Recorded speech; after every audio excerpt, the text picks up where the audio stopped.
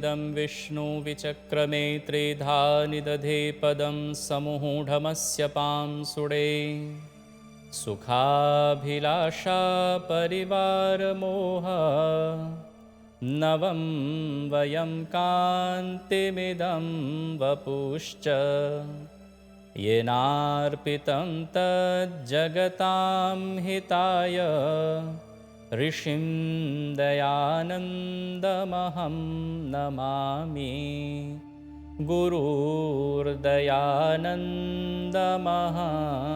नमामि। अमृतवाणी कार्यक्रम के सभी दर्शकों को मेरा सप्रेम नमस्ते। यह कार्यक्रम मॉरिशस आर्य रविवेद प्रचारणी सभा की ओर से प्रस्तुत किया जा रहा है। आज का हमारा विषय है सत्यार्थ प्रकाश।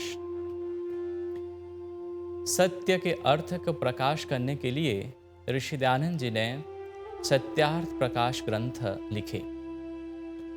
जून महीने में ही ऋषि दयानंद जी ने सत्यार्थ प्रकाश ग्रंथ लिखवाना प्रारंभ किया था। इस कारण समस्त जून महीने को सत्यार्थ प्रकाश प्रचार मास घोषित किया गया है। ऋषि दयानंद जी सत्यार्थ प्रकाश ग्रंथ की रचना करके हम सभी लोगों के समक्ष सत्य विषय प्रतिपादित करने के लिए इस ग्रंथ को रचे। महाभारत काल के बाद हमारे शुद्ध वैदिक धर्म एवं संस्कृति में अनेक ऐसी कुरीतियाँ, अंधविश्वास आदि उत्पन्न हुए, जिनके कारण समाज में अनेक प्रकार के अव्यवस्था उत्पन्न हुई। इस कारण ऋषि दयानंद जी जब सत्याप्रकाश लिखते हैं तो वे शुद्ध वैदिक आर्ष ग्रंथों का प्रमाण प्रस्तुत करते हुए सत्य हमारे समक्ष रखते हैं। सत्य है क्या? तो कहा जाता है सत्य अविनाशी है, सत्य का कभी नाश नहीं होता है। आप कितने भी बार सत्य को छुपा लें, परंतु एक न एक दिन सच्चाई हमारे सामने आ ही जाती है। इस कारण सत्य वही ब्रह्मा, सत्य ही ब्रह्म है, सत्य ही ईश्वर है। जहाँ सत्य है वहीं ईश्वर विद्यमान होता है। इस कारण हमारे शास्त्रों में कहा सत्यमेव जयते, सत्य की हमेशा विजय होती है। और सत्याप्रकाश की भूमिका में ऋषि दयानंद जी लिखते हैं कि वे सत्य अर्थ पर प्रकाश डालने के लिए इस ग्रंथ को लिख रहे हैं। परंतु सत्य को मानना अपने आप में एक तपस्या होती है।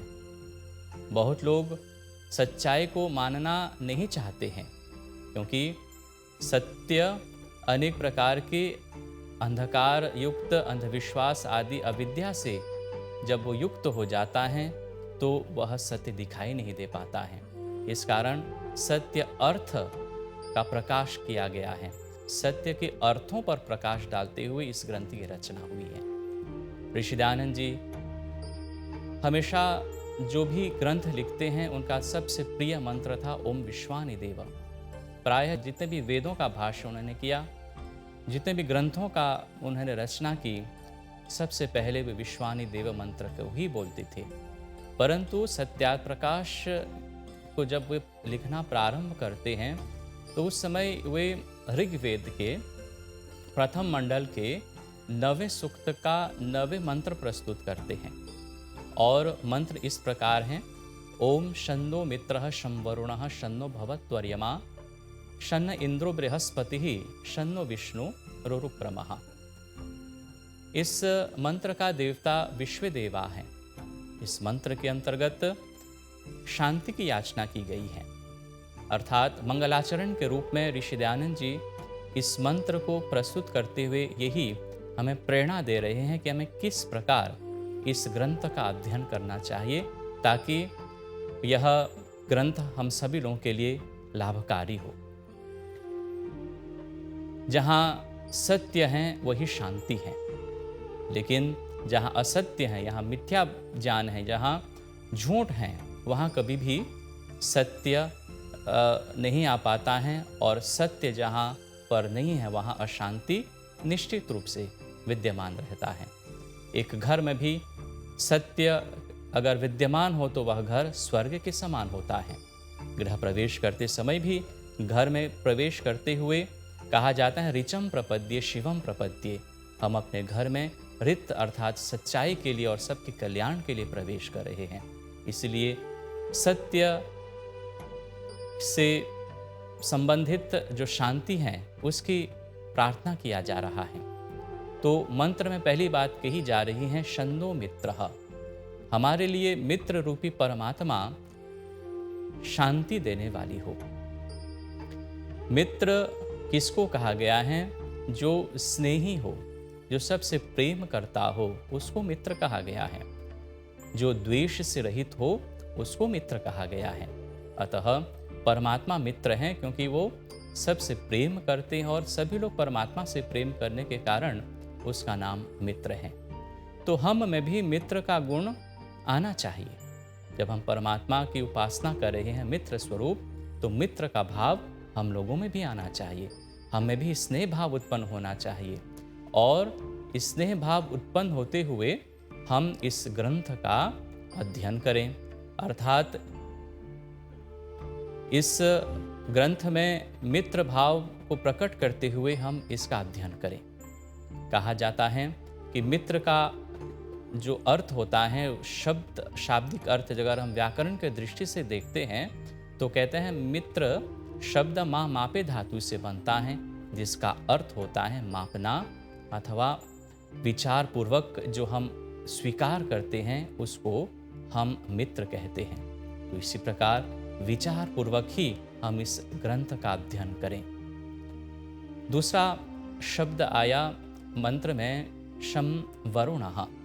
वरुण हमारे लिए शांति देने वाली हो, सुख देने वाली हो। वरुण का अर्थ होता है श्रेष्ठ परमात्मा। जो वर्ण करने योग्य होता है उसको वरुण कहा गया है और श्रेष्ठ का ही ग्रहण किया जाता है, श्रेष्ठ को ही स्वीकारा जाता है। अतः यहाँ वेद मंत्र में निर्दोष होने के लिए प्रेरणा दे रहा है। हम अपने आत्मा में, अपने शरीर में जितने भी दोष हैं उससे हम दूर करें ताकि हम श्रेष्ठ बन पाएं। तब श्रेष्ठता प्राप्त करने के लिए हम सत्यार्थ प्रकाश ग्रंथ का अध्ययन करें। फिर आगे मंत्र ने कहा कि शम नो अर्यमा, अर्थात अर्यमा रूपी परमात्मा हमारे लिए शांति एवं कल्याणकारी बने। अर्यमा का अर्थ न्यायकारी होता है। न्यायपूर्वक ही हम इस ग्रंथ का अध्ययन करें, पक्षपात न करें। कोई भी विचार अगर मंत्र या ग्रंथ के अंतर्गत हमें समझ में नहीं आ रहा है तो हम उस मंत्र अथवा उस विचार का चिंतन मनन करें और निष्पक्ष होकर के हम उस ग्रंथ का अध्ययन करें। पक्षपात रहित होकर के इस मंत्र का, इस ग्रंथ का अध्ययन करें। और अंत में आया, अंतिम पंक्ति में कहा गया, शन्न इंद्रो बृहस्पति ही। इंद्र और बृहस्पति हमारे लिए सुख देने वाली हो। इंद्र का अर्थ होता है जो परम ऐश्वर्य स्वरूप परमात्मा है और परम ऐश्वर्य युक्त परमात्मा हमें ऐश्वर्य प्रदान करें।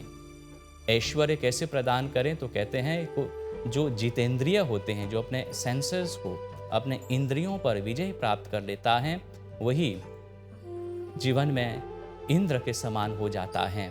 और जब हम इंद्र बन जाते हैं तब जाकर के हम बृहस्पति अर्थात अनेक प्रकार के ज्ञान विज्ञान से युक्त होते हैं। बृहस्पति का अर्थ ही हैं जो बड़े सूर्य आदि नक्षत्र आदि के ज्ञान रखने वाले होते हैं और इंद्रियों पर विजय प्राप्त करने के बाद ही हम बृहस्पति रूपी गुरु बन जाते हैं। तब अंत में कहा शन्नो विष्णु उरुक्रमः, तब जाकर के हम विष्णु और उरुक्रमः के समान बनेंगे। अर्थात विष्णु का अर्थ है सर्वव्यापक ईश्वर, तो हमारा ज्ञान जो है वो व्यापक होवे, सीमित न हो हमारा ज्ञान। तब जाकर के हम उरुक्रमः अर्थात पराक्रमी बनते हैं और हम अपने शारीरिक आत्मिक दोषों को, शत्रुओं को दूर करते हुए पराक्रमी बनते हैं। तो इस प्रकार इस ग्रंथ का अध्ययन करते हुए हम अपने जीवन को सफल बनाएं। ध्यान के लिए धन्यवाद। ओम शांति ही शांति ही शांति ही।